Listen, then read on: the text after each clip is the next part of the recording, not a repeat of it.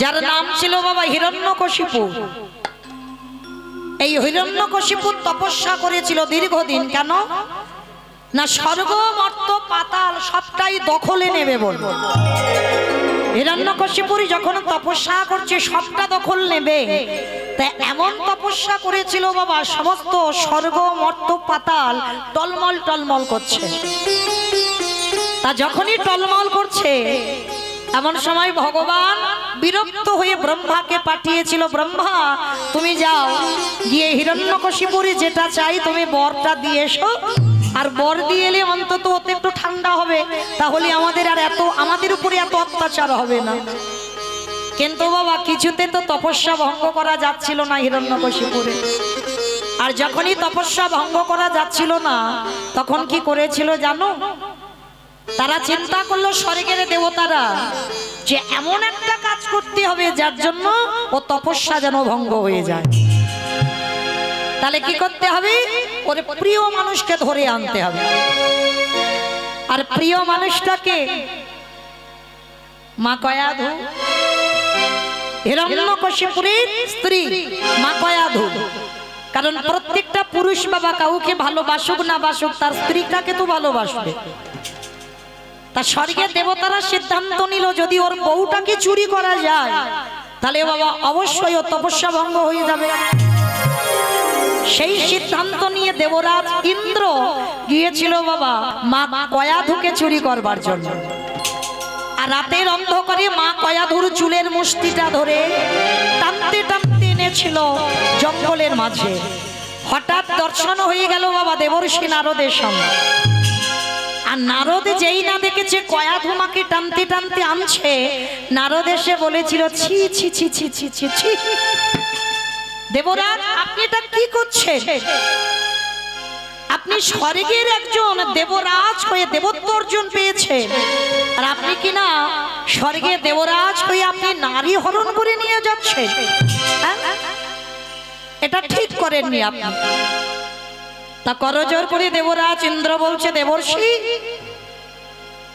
আমরা তো ভোগ করার জন্য নিয়ে যাচ্ছি না, এরই স্বামী এমন তপস্যা করছে আমার স্বর্গমর্ত সব দখল করে নেবে। কি করব বলো? যাতে আমার স্বর্গরাজ্য দখল না করে তার জন্য আমার এই কাজটা করা। নারদ মুনি হেসে বলল শোনো শোনো শোনো, পারবে না কোনোদিন, ওই নারীর স্বামী কোনোদিন পারবে না তোমার স্বর্গ দখল করতে। কেন জানো? এই যে নারীটাকে চুরি করে নিয়ে যাচ্ছ এই নারীর গর্ভে এমনই একটা সন্তান আছে যে সন্তানের জন্য তোমার স্বর্গরাজ্য তোমারই থেকে যাবে। বলে ছেড়ে দাও, মেয়েটার উপরে এত অত্যাচার করো না। তা যেই না কয়াধু মাকে জঙ্গলে ফেলে গেল, এইবার দেবরাজ তো চলে গেল, কিন্তু সমাজ কি চোখে দেখবে কয়াধু মাকে? কি মাইরা যদি কোনো নারীকে রাতের অন্ধকারে তুলে বাবা জঙ্গলে ছেড়ে দেওয়া হয়, কেউ কি বলবে তাকে সতী নারী? সমাজ এমনই একটা সমাজ, শুধু এখনকার সমাজ নয় বাবা, তখনকার দিনেও ছিল। সমাজ দ্বিচারিণী বলবে, কলঙ্কিনী বলবে, অসতী বলবে। তার জন্য কি করেছিল জানো? এই দেবর্ষি নারদের কাছে প্রার্থনা করেছিল মা কয়াধু আপনি বলে দেন আমি তো বাড়িতে ফিরতে পারবো না, স্বামী যতদিন না ফেরে, তাহলে আমি আশ্রয় পাবো কোথায়? দেবর্ষি নারদ বলেছিল একটা কাজ করেন, আমার এই জঙ্গলে মা একটা আশ্রম আছে, কৃপা করে তোমার যতদিন মনে হয় আমার এই আশ্রমে থাকে। আর হ্যাঁ, ওই একটু পুষ্প চয়ন করে দেবে, তুলসী পাতা চয়ন করে দেবে, চন্দন ঘষে দেবে, একটু সাধু সেবা, একটু গোবিন্দ সেবার আয়োজন করবে। প্রত্যেক দিন মা কয়াধু কর্মগুলো করে, আর নয়ন জলে বক্ষ যুগল ভাষা। একদিন নারদ এসে প্রশ্ন করছে আচ্ছা মা তোমার কিসের কষ্ট? ও আমি জানি তোমার স্বামীর কথা মনে পড়ছে তাই বুঝি কাঁদছো? না। তাহলে তুমি তোমার সংসারের জন্য কাঁদছো? না। তা কয়াধু বলছে দেবর্ষি তুমি তো নারদ, তুমি তো ভগবানের কাছে থাকো, তাহলে সত্যি কি তুমি জানো না আমার কাঁদার কারণটা কি? নারদ মুনি হেসে বলছে মা কয়াধু আমি জানি তুমি কেন কাঁদছো। কি মায়েরা এখানে অনেক তো ভক্ত আছি আমরা, বলতে পারবেন প্রতিদিন কয়াধু কেন কাঁদতো? কয়াধু খাদ্য তার একটাই কারণ, তিনি ছিল গর্ভে সন্তান নিয়ে। যদি ওই সন্তানটা সাধুদের আশ্রমে জন্ম দেয় তাহলে সাধুদের মুখে চুনকালি লেপন হয়ে যাবে, সবাই বলবে এরা সাধু নামে ভণ্ড। একটা নারীকে ওদেরই আশ্রমে রেখে ওই নারীর সন্তানটা ওই আশ্রমে জন্ম নিয়েছে, এই কথা ভেবে কয়াধু মা সর্বদাই কাঁদে। তা নারদ মুনি মাথায় হাত দিয়ে বলেছিল, কয়াধু কেঁদো না, কথা দিলাম আমি নারদ, আমার কথা হয় নারদ। আমি বলছি এ সন্তানের এখানে জন্ম হবে না। শুধু এখানে কেন, যতদিন না ওর বাবা ফেরে ততদিন ও ছেলে ভূমিষ্ঠ হবে না। আপনারা আমরা বলি বাবা 5 বছরের ছেলেটা ভগবত কৃপা পেল, বলেন তোমার ছেলেটা কি পেয়েছিল? বাবা হলো বীজ, মা হলো ক্ষেত্র বা মাটি। যে বীজটা বপন করেছিল মাটিটা কেমন হয়েছে সেটা তো দেখতে হবে কি বাবা, না হলে 5 বছরে কৃপা পেত? হিরণ্যকশিপু তপস্যা করেছিল 5000 বছর, আর ওই 5000 বছর প্রহ্লাদ ছিল মাতৃ জঠরে। 1 বছর নয়, 2 বছর নয়, 10 মাস তো আমরা রাখতে পারি না। এখন বৈজ্ঞানিক পদ্ধতি বাবা 10 মাসের আগে তুলে নিতে হবে সন্তান। আর প্রহ্লাদ মা কয়াধুর গর্ভে 5000 বছর ছিল, আর কয়াধু মা সাধু সেবা করেছিল, বৈষ্ণব সেবা করেছিল, প্রতিনিয়ত তুলসী চন্দন গোবিন্দ চরণে দিত। হ্যাঁ গো, 5000 বছর যে সন্তানের এমন আচরণ যার মায়ের, সে সন্তান কি কোনোদিন অসৎ হবে? ওই জন্য প্রত্যেকটা মাকে খেয়াল রাখতে হবে আমি মাটা কেমন, কারণ আমার জন্য আমার ছেলে পরবর্তীতে আমার শিক্ষায় শিক্ষিত হবে। কারণ প্রথম শিক্ষা বাবা দেয় না, প্রথম শিক্ষা মা দেয়। আজকে যেই না 5000 বছর তপস্যা করার পরে ফিরে এলো, আর যেদিন এলো তার আগের দিন কয়াধু মা তার রাজ্যে ফিরে এলো। আর স্বামী আসার পর প্রহ্লাদের জন্ম হলো, বিচারিণী হলো না, অসতী হলো না, কলঙ্কিনীও হলো না। তা যখনই জন্ম হলো, আর জন্মাবার পর থেকেই বাবা প্রহ্লাদ তো বিষ্ণু ভক্ত। ওই যে মাটি ভালো। আর হিরণ্যকশিপুর বাবা বিষ্ণু বিদ্বেষী ছিল। কেন? ওরই দাদা হিরণ্যাক্ষকে বধ করেছিল ভগবান বরাহ রূপ ধারণ করে। ভালো করে ভাবেন বাবা, 2 ভাইয়ের জন্য ভগবানের 2টো অবতার। হিরণ্যাক্ষকে মারবার জন্য ভগবানের বরাহ রূপ, হিরণ্যকশিপুরকে মারবার জন্য ভগবানের নৃসিংহ অবতার। তাহলে কত বড় ভক্ত ছিল 2 ভাই। শুধু বাবা বাইরেটা দেখলে তো বিচার করলে হবে না, তলিয়ে ভাবার নাম তত্ত্ব ভিতরে দেখতে হবে। হরি বল। এরা তো সেই স্বর্গের জয় বিজয়। অপরাধের জন্য আজকের এই শাস্তিগুলো পেয়ে যাচ্ছে। কারণ যদি ভগবানের সঙ্গে মিত্রতা করতো বাবা 7 জনম টাইম লাগতো, কিন্তু ভগবানের সঙ্গে যদি শত্রুতা করে তাহলে 3 জনম উপেক্ষা করেই কৃপা হয়ে যাবে। ভগবান এমনি এমনি বাবা অবতার হয়নি 2 ভাইয়ের জন্য। এবার প্রহ্লাদকে বাবা জন্ম থেকেই বিষ্ণু ভক্ত, আর বাবা বিষ্ণু বিদ্বেষী। কেমন ঘটনাটা ঘটছে দেখো। বাবা ভগবানকে ভালোবাসে না, 2 চোখে দেখতে পারে না, আর সন্তানের প্রাণ, সন্তানের জীবন হচ্ছে ভগবান। যার জন্য বাবা ছেলেকে কত রকম করে মারার চেষ্টা করেছিল আপনারা জানেন, এটা আমার বলতে হবে না। পাগলা হাতির পায়ের তলায় ফেলে দিল মা, জ্বলন্ত আগুনে ফেলে দিল, বড় পাহাড় থেকে প্রহ্লাদকে ফেলে দিয়েছিল।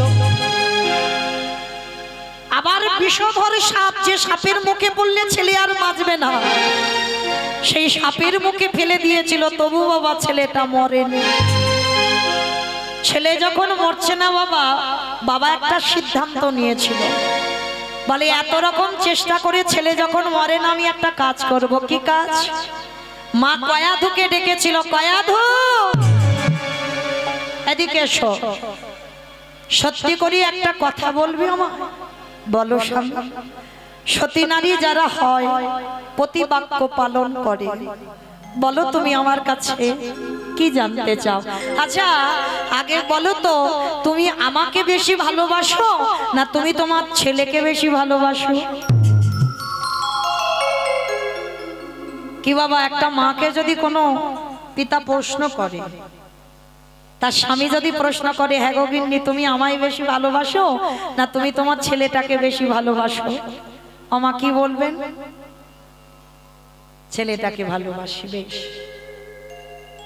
কারণ আমরা মা তো। এখানে যদি বাবা ভোট করা যায়, প্রত্যেকটা মা বলবে, বেশিরভাগ, হয়তো অনেকে বলবে স্বামী ভালোবাসি, কিন্তু বেশিরভাগ বলবে আমি সন্তান ভালোবাসি। কারণ যে মা 10 মাস গর্ভে ধরে, সে মা জানে এর জ্বালা, এর যন্ত্রণা, এর বেদনাটা কত। কিন্তু কয়াধুকে যখন জিজ্ঞাসা করেছিল, বলো তোমার ছেলেকে বেশি ভালোবাসো না তুমি আমাকে বেশি ভালোবাসো, এক বাক্যে কি বলেছিল জানো? কয়াধু এক বাক্যে বলেছিল, আমি আমার সন্তান নয়, আমি তোমারে ভালোবাসি। কেন মা? যে প্রহ্লাদের তো মা প্রাণ ছিল, তাহলে এই কথা বললো কেন যে আমি তোমায় ভালোবাসি? কারণ কয়াধু মা জানতো, যে ছেলেকে পাগলা হাতির পায়ের তলায় বেঁধে দেয় ছেলে মরে না, যে ছেলেকে পাহাড় থেকে ফেলে দিল ছেলেকে কে যেন কোলে করে নিয়ে নিল, যে ছেলেকে জ্বলন্ত আগুনে ফেলে দিল, হোলিকা রাক্ষসী বাঁচাতে গেল, হোলিকা মরে গেল, যেটা ছাচড়ের দিন বাবা, হোলিকা রাক্ষসী মরলো, কিন্তু প্রহ্লাদের গায়ে আগুনের একটা হুলকিও লাগলো না। বিষধর সাপের মুখে দিল, আমার ছেলে মরলো না। তাহলে মা কয়াধু ভাবলো, আমার ছেলের সঙ্গে কেউ নেই, কিন্তু আমার ছেলের সঙ্গে আমার হরিবন্ধু আছে। কারণ আমি জানি যে ছেলেকে এত করে মারতে চাইছে মরে না, তার মানে তার সঙ্গে তার হরিবন্ধু আছে, আমার ছেলেকে মারতে পারবে না। কিন্তু কয়াধু কেঁদে উঠলো, আমার স্বামী যে বড় অসহায়, আমার স্বামীর পাশে যদি আমি না দাঁড়াই, কে দাঁড়াবে বলো? তাই এক বাক্যে কয়াধু মা বলেছিল, আমি তোমারে ভালোবাসি। বাহ বাহ কয়াধু বাহ, তুমি আমায় এত ভালোবাসো, তোমার ছেলের থেকেও বেশি।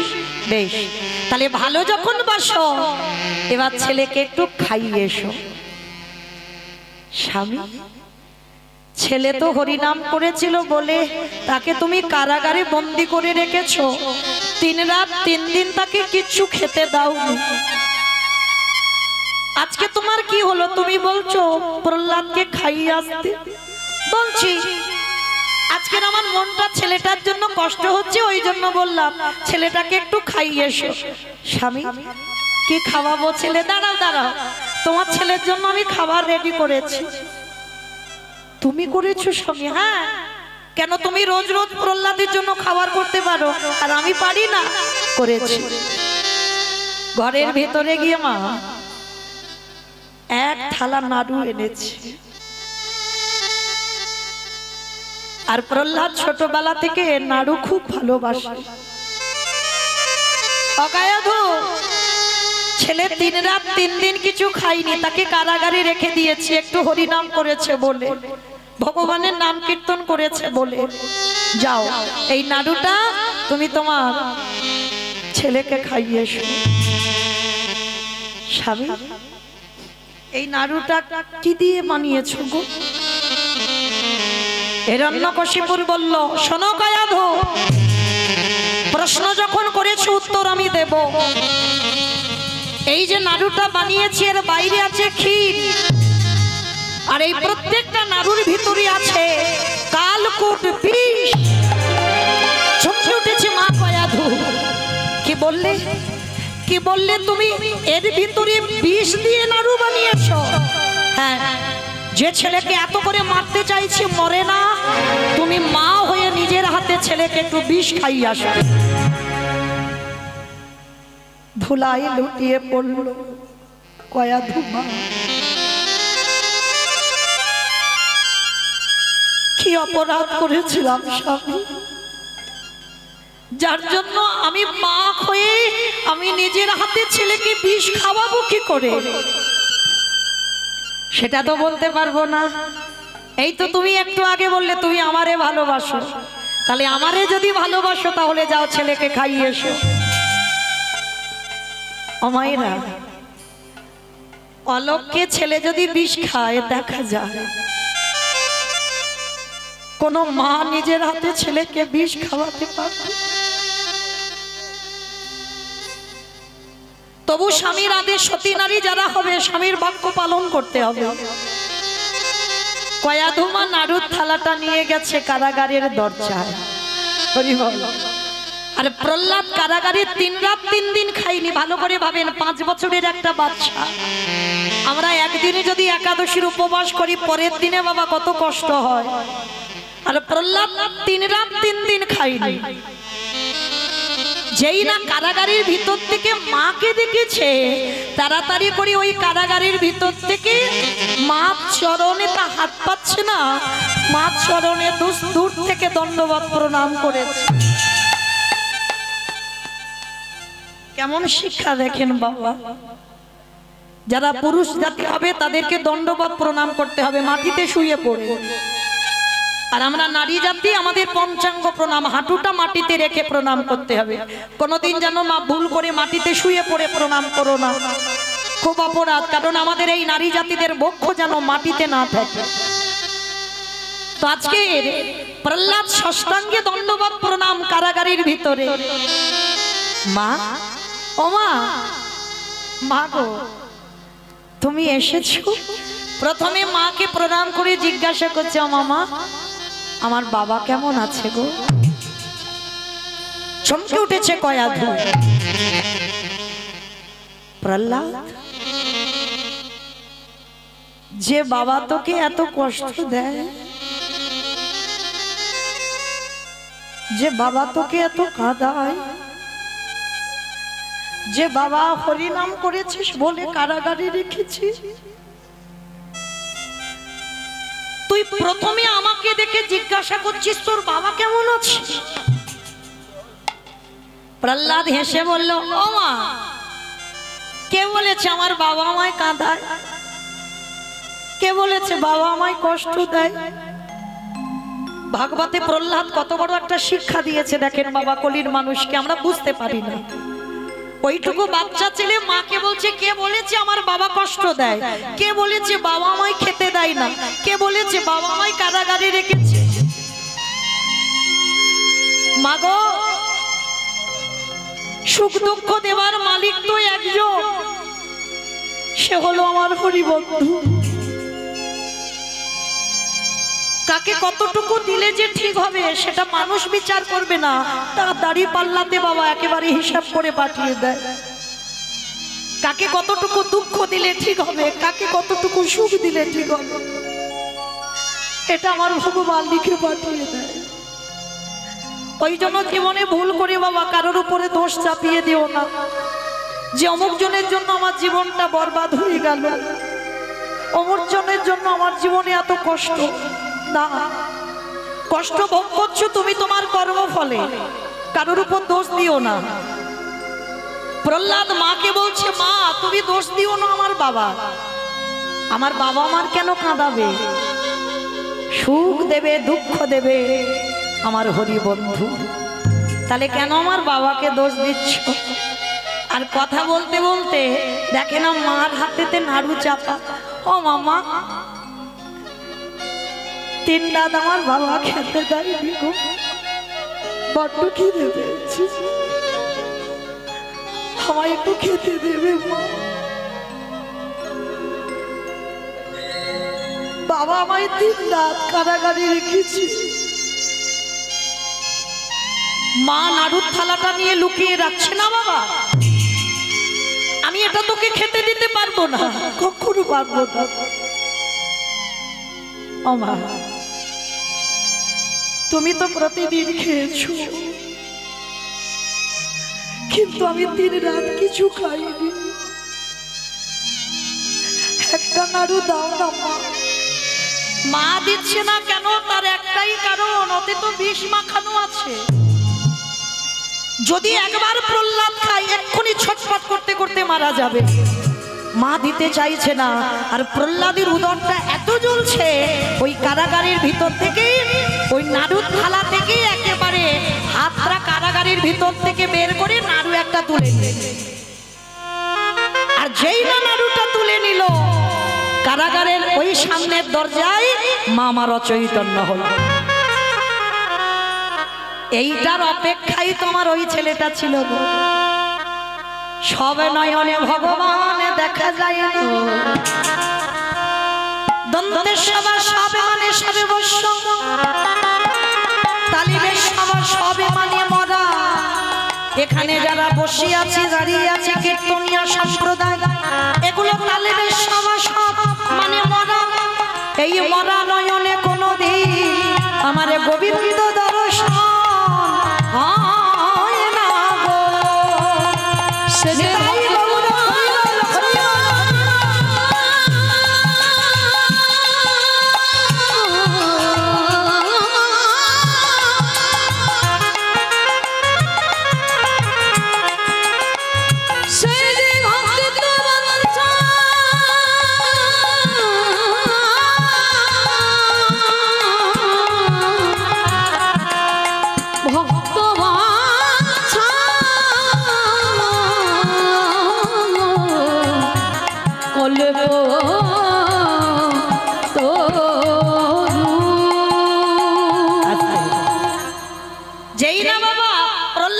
ওই নাড়ু একটা তুলে নিয়ে সবে মাত্র বদনে দিতে যাবে, কারাগারে ভগবান প্রকট হয়ে পিছন থেকে এসে হাতটা চেপে ধরেছে। একা খাচ্ছিস রে বড়, আমায় দিবি না?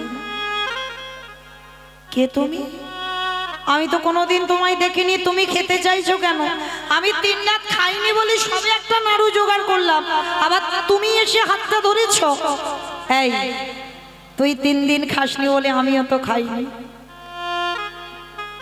কি গো মা, ভক্ত দিলে তবে তো ভগবান প্রসাদ পায়, আর ভক্ত যদি না দেয় ভগবান উপবাসেই যায়। প্রহ্লাদ 3 দিন খাইনি, ভগবানও 3 দিন খাইনি।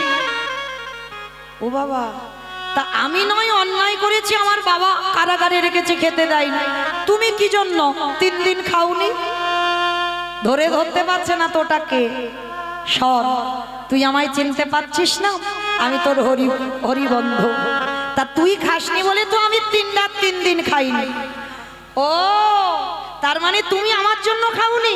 ঠিক আছে, আগে তুমি খাও, তারপরে আমি খাবো। দেখো কেমন ভক্ত আর কেমন ভগবান। ওই বিষের নাড়ুটা যেই নাম প্রহ্লাদের হাত থেকে ভগবান কেড়ে নিল, ভিতরে যে কালকুট বিষ ছিল ভগবান সেবা করলো, বাইরে যে মাখনা ছিল ভগবান করুণার হাতে দিয়ে প্রহ্লাদের বদনে তুলে দিল।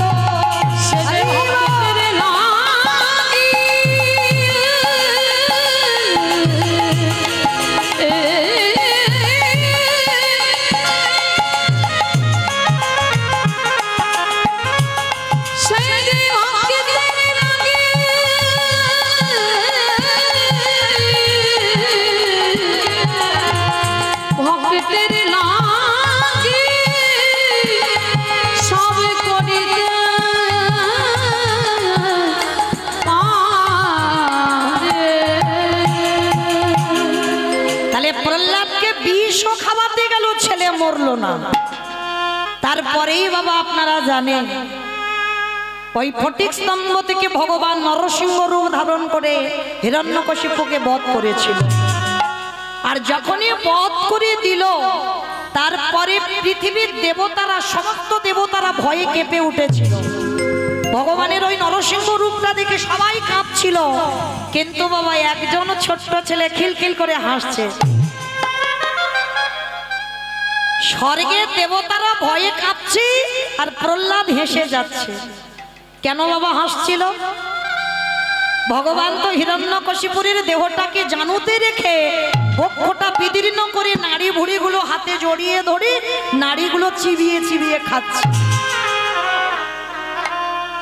প্রহ্লাদ হাসছে, স্বর্গের মা লক্ষ্মী তো কেঁপে উঠেছে। মা, আমরা ভয় পাচ্ছি ভগবানের রূপ দেখে, আর ওইটুকু ছেলে ও হাসছে।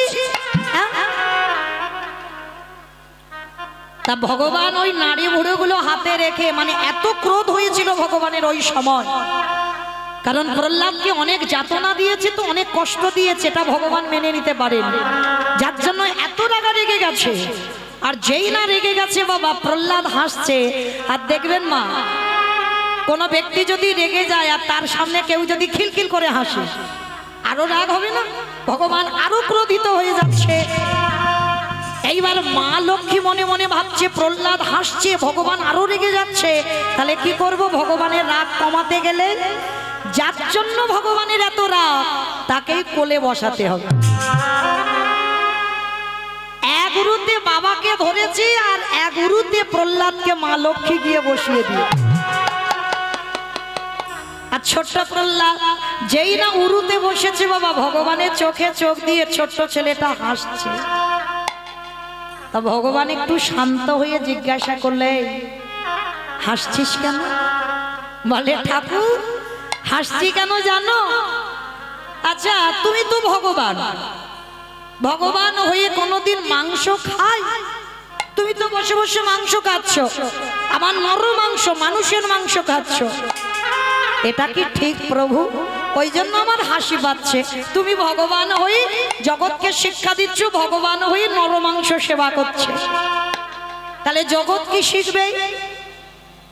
ভগবান হেসে বলল, প্রহ্লাদ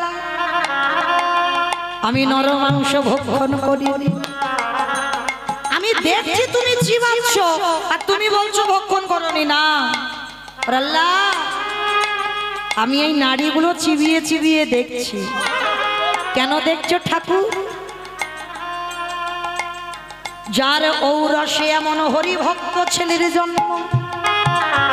কি গো বাবা, তো বীজ, তাহলে যার ঔরসে এমন হরিভক্ত প্রহ্লাদের জন্ম হয়, আমাকে দেখতে হবে না তার নাড়িতে কি এমন বস্তু ছিল যার জন্য তোর মতো ছেলের জন্ম দিয়েছে। ধন্য প্রহ্লাদ, বল তুই আমার কাছে কি চাস? ঠাকুর কিচ্ছু চাই না, আমি যদি কোনো পূর্ণ সঞ্চয় করি, ওই পূর্ণ আমার বাবাকে দিয়ে দাও। ছেলে দেখো কেমন, বেশ ওটা তো হবে, আর কি চাস? তোমার চরণে যেন মনমতি থাকে, আর কিচ্ছু না। আরে ওটা তো আছে, ওর বাইরে কিছু চা? বলে, না ঠাকুর, আর আমার কিছু চাবার নেই। হরি বল। তা ভগবান চলে গেলে, কিন্তু প্রহ্লাদের বাবার মৃত্যুর পর প্রহ্লাদের রাজত্ব শুরু হলো। আর প্রহ্লাদ যখনই ভগবানকে ডেকেছে, তখন কখন ওই নারায়ণ হয়ে এসেছে, কখন ছদ্মবেশে এসেছে, কখন আজকের এই নরসিংহ রূপে এলো, কিন্তু কোনোদিন প্রহ্লাদ লক্ষ্মী নারায়ণ যুগলে দেখে।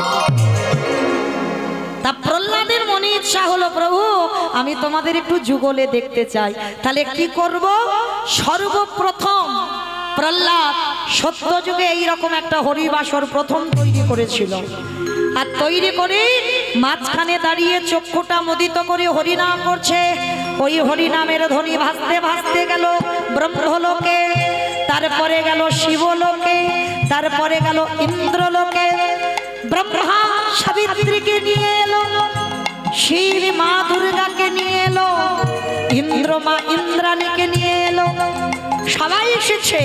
কিন্তু বাবা যার জন্য কীর্তন করা, সে এখনো আসছেন। আর সব শেষে ওই ধ্বনি গেল বৈকুণ্ঠে। আর যখনই বৈকুণ্ঠে গেল, বৈকুণ্ঠপতি নারায়ণ বলছে, লক্ষ্মী চলো, আমার এক ভক্ত মর্তে হরিনাম করছে, চলো একবার দেখে আসি কেমন গাইছে, কেমন আমার গুণকীর্তন গাইছে, চলো একবার দেখে আসি। হরিবল। মা লক্ষ্মীকে নিয়ে এসে দাঁড়াইছে। প্রহ্লাদ তো চোখ খোলেনি, কারণ যার জন্য কীর্তন সে না এলে চোখ আমি খুলবো না। এসে গেছে ভগবান, পিছনে এসে ডাক দিয়েছে, প্রহ্লাদ। চমকে উঠেছে। কে? যেই না পিছনে তাকিয়েছে, দেখে না বাবা শঙ্খ চক্র গদা পদ্মধারী নারায়ণ। মা লক্ষ্মীকে মামে নিয়ে দাঁড়িয়ে আছে, যে রূপটা দেখতে চেয়েছিল। প্রভু তুমি এসেছো, আমি তো ওই রূপটা দেখতে চেয়েছিলাম। প্রহ্লাদ কি চাস বাবা? ঠাকুর যে নাম শুনে ব্রহ্মলোকে ব্রহ্মা চলে এলো, যে নাম শুনে শিব শিবলোক থেকে এলো, যে নাম শুনে ইন্দ্র ইন্দ্রলোক থেকে এলো, যে নাম শুনে তুমি বৈকুণ্ঠ থেকে এলে, হে দয়াময় তুমি আগেবার আমার মাথায় হাত দিয়ে আশীর্বাদ দাও। এই নামে যদি কোনোদিন ভক্ত গায়, যদি ভক্ত হয়, যদি প্রেমে থাকে, অনুরাগে থাকে, ভক্ত যেন পাগলের মতো হরিবাসরে ছুটে আসে। আমি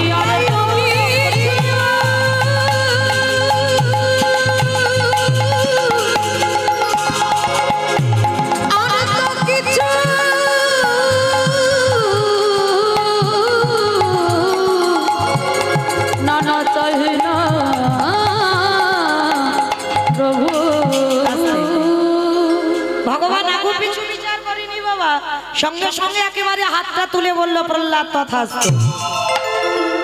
আর যেই না তথাস্তু দিয়েছে, নারদ এসে বলল হায় হায় হায় হায় হায়, ঠাকুর তুমি এটা কি করলে?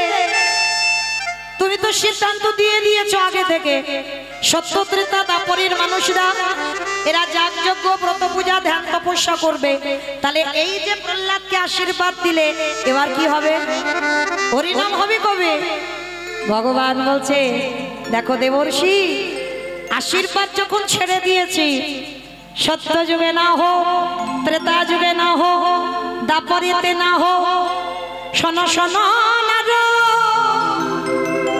যে আশীর্বাদ আমি প্রহ্লাদকে দিলাম, যেদিন নদীয়ার মাটিতে আমি গৌরী অবতারে যাব, আমি কথা দিলাম সেই দিন এই হরিনাম প্রকাশ পাবে।